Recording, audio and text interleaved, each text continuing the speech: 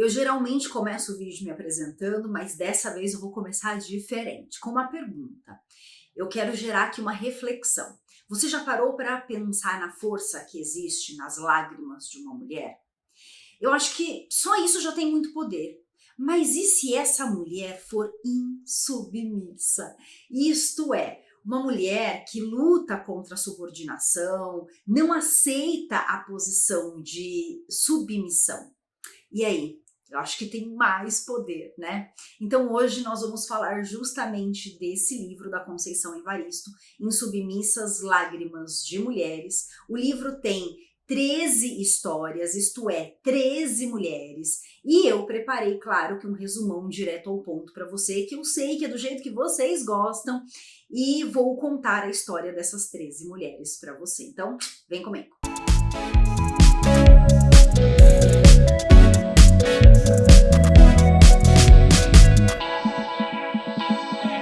Ainda não me apresentei, eu sou a professora de literatura Luísa Novas e claro que estou aqui para facilitar a sua vida de vestibulando, certo? Eu sei que há pessoas que não são vestibulandos que me seguem, mas para quem é vestibulando, o meu objetivo, o meu propósito de vida é facilitar a sua vida, o seu processo de estudo. Então, meus amores, quem vai prestar vestibulares, por acaso esse livro tá no seu vestibular, você pode assinar a área de membros que tá aqui no YouTube, o preço é bem baratinho, você entra, assiste o que você quer, depois você sai, tá bom? Assina o nível curso e lá dentro do nível curso você vai encontrar cursos de muitos, curso completo mesmo, de muitos e muitos livros. Então eu, além desse resumão aqui, claro que tem uma aula, tá? Um aulão de 1h30 só sobre esse livro aqui. Lá eu falo da história de cada uma dessas mulheres, das características da obra, tudo muito completo. Então, se você quer estudar com maior profundidade, eu já deixo aqui o convite. Assista a esse vídeo e eu tenho certeza que vai aguçar em você a necessidade de conhecer mais sobre cada uma dessas histórias. E daí você entra na área de membros, assina o nível curso e lá você vai encontrar o curso dessa obra aqui, mas também de várias outras, ok?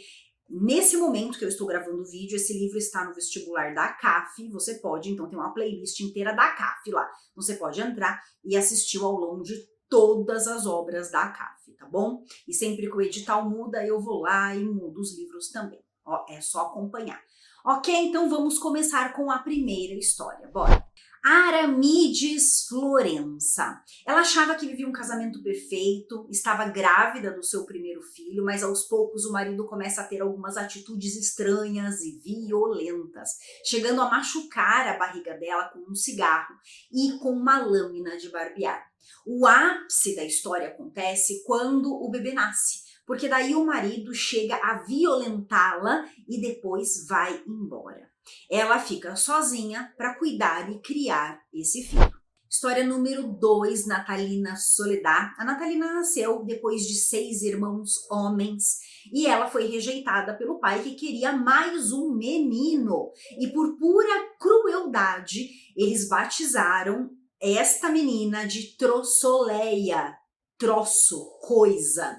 E ela cresceu nessa família isolada, sendo ignorada por todos e sofrendo bullying. Então, quando ela chega lá aos 30 anos de idade, após a morte dos pais, ela vai ao cartório e se rebatiza legalmente como Natalina Soledad, assumindo então as rédeas do seu próprio destino. Número 3, Shirley Paixão. A Shirley Paixão começa o relato confessando que quase matou o marido com uma barra de ferro e que não se arrepende disso. A gente fica, nossa, como assim? Mas vamos conhecer a história. O motivo é porque ela flagrou este homem, não tem nome, esse homem não tem nome na história, tentando violentar a Seni, que é a filha do primeiro casamento dele, isto é, a enteada da Shirley. Essa menina passou a vida sofrendo abusos sexuais silenciosos. A Shirley vai presa, mas ela por conta da agressão, tá? Mas ela cumpre o seu papel de mãe, de madrasta, protetora, salvando a menina. E depois disso, a Shirley cria as próprias filhas e as enteadas com o mesmo amor, doando o amor de mãe para todas elas. Número 4, Adélia Santana Limoeiro. O marido da Adélia já é idoso, ela também, tá? E ele começa a entrar num desespero porque tá perdendo a virilidade. Então, para ter paz e viver a sua velhice com dignidade, a Adélia finge ter um problema físico e incentiva o marido a procurar mulheres mais jovens. Ela quer sossego, não é mesmo? E qual que é o resultado disso, gente? Ele acaba passando mal enquanto está tendo relação sexual com uma outra mulher bem mais jovem do que ele e morre exatamente por tentar forçar uma juventude que já não tinha mais, enquanto ela, a Adélia Santana Limoeiro, sobrevive plena, linda, maravilhosa e segue curtindo a sua velhice com sabedoria. Número 5, Maria do Rosário Imaculada dos Santos. Aos 7 anos, ela foi roubada da sua família por um casal misterioso que estava em um jipe e foi levada para o sul do país. Lá ela cresceu sozinha, sem afeto, sem raízes, e inclusive saiu depois daquela família, foi para outro lugar, chegou a trabalhar como empregada de uma família que ficaram responsáveis por ela, e o tempo foi passando. 35 anos depois, o reencontro acontece. Durante uma palestra sobre crianças desaparecidas, ela escuta a voz de uma outra mulher, que era uma voz idêntica à voz da mãe dela, narrando o sumiço de uma irmã. E aí, gente, ela consegue, sim, encontrar a sua família original. Número 6, Isaltina Campo Belo. A Isaltina cresceu angustiada porque tinha certeza que era um menino preso num corpo de menina. E por conta dessa confusão sobre si mesma, ela acabou se isolando de todo mundo. Já adulta, ela sofre um estupro coletivo, engravida e nasce a Valquíria, a sua única filha. Poucos anos depois, quando a Valquíria vai entrar no jardim de infância, ela conhece a professora da filha e percebe que nunca foi um menino, era simplesmente uma mulher que gostava de outra mulher. E a Isaltina, então, finalmente se aceita, encontra o amor e constrói uma família feliz com essa professora. Número 7, Mari Benedita. A Mari Benedita, quando criança, fingiu estar gravemente doente para ser enviada à capital, para fugir daquela cidade pacata do interior que ela não gostava. Com a ajuda dessa tia moderna que morava na capital, ela ganha o mundo. Lá ela aprende vários idiomas, ela viaja para outros países e acaba se consagrando como pintora. E o detalhe mais impactante dessa história é que ela, para pintar os seus quadros, ela dispensa os pincéis. Ela usa os próprios dedos, usa o seu corpo e inclusive usa os seus próprios fluidos para atingir as telas. E assim a arte passa a ser uma extensão do seu próprio corpo. Número 8, Mirtes Aparecida da Luz. A Mirtes, ela preferia inclusive ser chamada de da Luz, é uma mulher com baixa visão e extremamente independente. Durante a sua gravidez, o marido entra em pânico com medo do futuro e no exato momento em que da Luz está no hospital em trabalho de parto, o marido volta para casa, liga o gás de cozinha, fecha tudo e espera o momento da morte. Assim, foi a maneira que ele encontrou para fugir desse futuro que ele tanto temia. A filha acaba nascendo com a visão perfeita, assim como a do pai, e com os mesmos olhos do pai que ele acabou, inclusive, não conhecendo. E a gente consegue perceber nessa história muito rica que a Mirtes Aparecida da Luz, que tinha baixa visão, na verdade ela enxergava muito sobre o mundo, enquanto o marido, que enxergava perfeitamente com os olhos, não conseguia enxergar para além disso.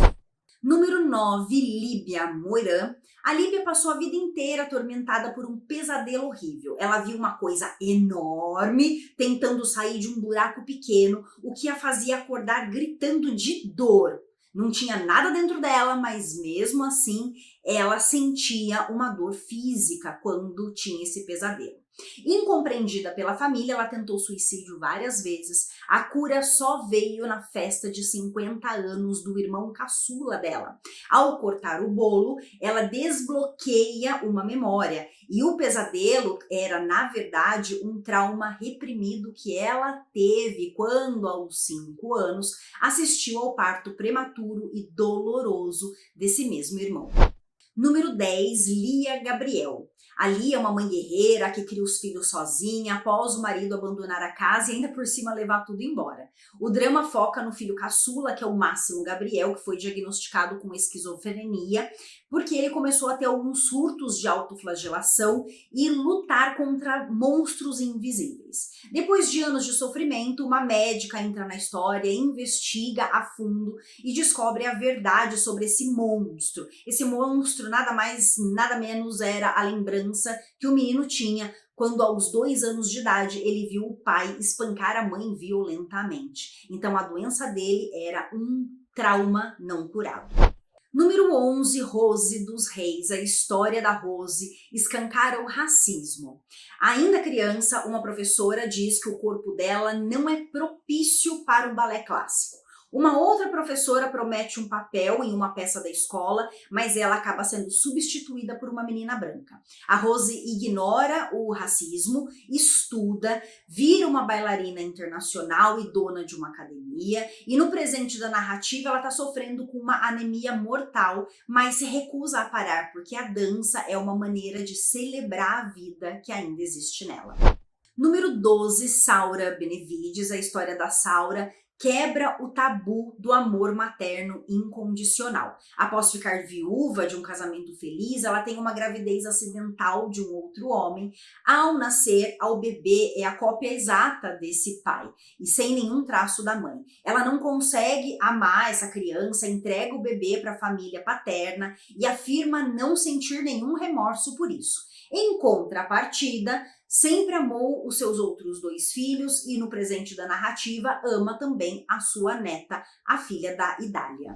História número 13, Regina Anastácia. Aqui ela fecha o livro. Nós temos a história desta mulher que lá nos anos de 1920, ela foi com a família para uma cidade controlada pela família D'Antanho. Mas a Regina e a sua mãe construíram a sua própria independência financeira e também social, fazendo doces e comidinhas gostosas. O herdeiro da família rica, que era o Jorge D'Antanho, se apaixona por Regina e diante do racismo da família dele, o Jorge é deserdado, mas os dois se casam, constroem o seu próprio império e também uma linda história de amor.